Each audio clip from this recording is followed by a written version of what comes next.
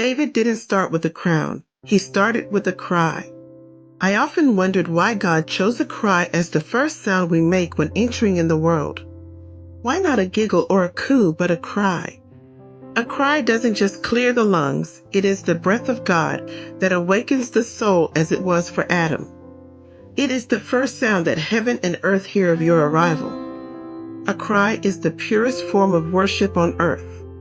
It is the sound that establishes your identity. David's cries did the same. It birthed a king. David didn't understand his cry. He didn't understand his calling. He didn't even know he was chosen. He was simply surrendered, alone, rejected, hidden, pouring out sound in the wilderness. Read the Psalms. They are not polished songs. They are poured out tears, worship, surrender. They are the cries that shaped a king. And you? When was the last time you surrendered like that? When was the last time you worshiped with no witness but God?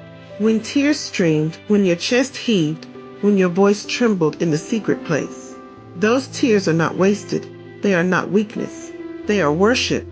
Heaven hears every drop. You may not understand it now, David didn't either. But in those hidden, lonely, vulnerable moments, purpose is forming. Destiny is waking up. Your calling is about to birth from the sound of your tears. When Israel groaned under the weight of Egypt, their cry rose like smoke before God, and heaven answered with a deliverer. Moses was born from a nation's tears, because heaven always moves at the sound of a cry.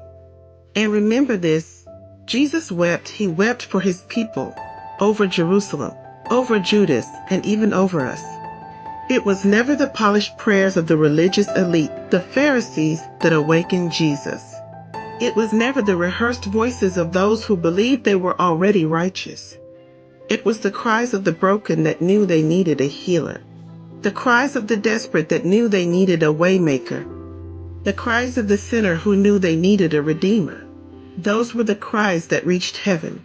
Those were the cries that made heaven bend low.